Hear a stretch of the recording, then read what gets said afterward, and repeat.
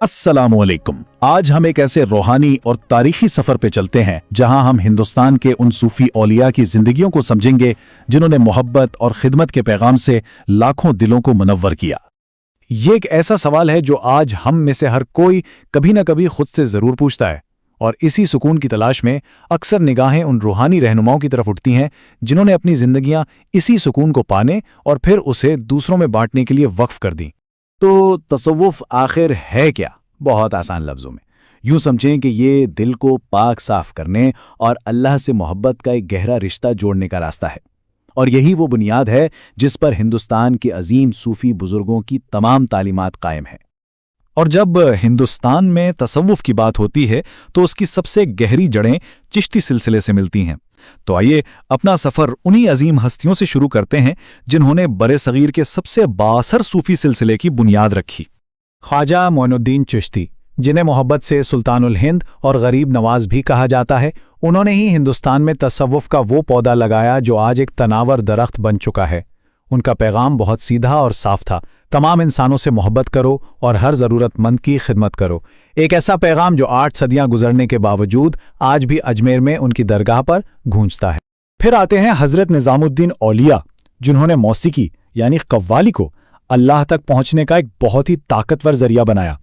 उनकी खानकाह यानी उनका रूहानी मरकज दिल्ली में एक ऐसी पनागाह बन गई जहां अमीर, गरीब, हिंदू, मुसलमान सब एक साथ बैठकर अल्लाह को याद करते थे। कव्वाली की खूबसूरती ही ये थी कि वो जुबान और मजहब की सरहदों को पार करके सीधा दिल पर असर करती थी। एक तरफ दुनिया की चमक दमक थे तो दूसरी तरफ थे बाबा फरीद गंज शकर। उन्होंने दुनियावी आसाइशों को छोड़कर सादगी को अपनाया, अक्सर गारों में इबादत करते थे। उनकी शायरी जो आज भी पंजाब की रूह में बसी हुई है, उन्हीं तजर्बात का निचोड़ है। वो हमें याद दिलाती है कि असल दौलत और हकीकी खजाना तो दिल के अंदर ही छुपा हुआ है। अब ये तीनों बुजुर्ग सिर्फ अलग अलग हस्तियां नहीं थीं, बल्कि इनके दरमियान एक बहुत गहरा रूहानी ताल्लुक था। बाबा फरीद ख्वाजा मोइनुद्दीन चिश्ती के रूहानी जानशीनों में से थे, और हज़रत निज़ामुद्दीन औलिया बाबा फरीद के सबसे अजीज मुरीदों में शुमार होते थे। ये एक नूरानी सिलसिला था जो नस्ल दर नस्ल आगे बढ़ा। तो चिश्ती सिलसिले ने तो बुनियाद रख दी, लेकिन तसव्वुफ की ये रोशनी सिर्फ दिल्ली और अजमेर तक महदूद नहीं रही। ये पूरे बरे सगीर में फैली और हर इलाके के मुकामी रंग में ढल गई। आइए देखते हैं कि ये कैसे हुआ। ये सिर्फ चंद नाम हैं, लेकिन ये इस बात की मिसाल हैं कि तसव्वुफ की जड़ें कितनी गहरी और वसी थीं। बंगाल से दक्कन तक और कश्मीर से मुल्तान तक हर इलाके में इन बुजुर्गों ने इस्लाम को मुकामी अंदाज में पेश करके मोहब्बत के चिराग रोशन किए।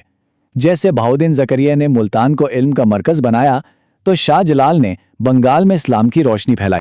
नंद ऋषि, जिन्हें शेख नूरुद्दीन नूरानी के नाम से भी जाना जाता है, इस बात की एक बेहतरीन मिसाल हैं कि सूफिया ने किस खूबसूरती से मकामी ज़बान और रिवायात को अपनाकर इस्लाम का पैगाम पेश किया। उनकी शायरी आज भी कश्मीरी अवाम के दिलों में इसी तरह जिंदा है। और ये ताल्लुक कितना पुराना है, इसका अंदाज़ा एक बहुत ही दिलचस्प रिवायत से होता है। कहा जाता है कि 7वीं सदी में केरला के एक बादशाह ने एक ख्वाब देखने के बाद इस्लाम कबूल किया और बरे सगीर की पहली मस्जिद की बुनियाद रखी।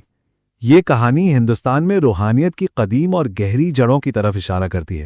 अच्छा, तो अब सवाल ये है कि इन औलिया ने मुआशरे पर असर कैसे डाला? इनका असर सिर्फ रूहानी हलकों तक महदूद नहीं था, बल्कि समाजी और यहाँ तक के सियासी सतह पर भी महसूस किया गया। करामात यानी वो मौजज़े जो अल्लाह अपने नेक बंदों के हाथों से जाहिर करता है, इनकी कहानियां लोगों के ईमान को मजबूत करने का जरिया बने और ये दिखाया कि सच्चे ईमान और यकीन की ताकत से क्या कुछ मुमकिन है। इसकी एक मशहूर मिसाल ख्वाजा गरीब नवाज की करामत है।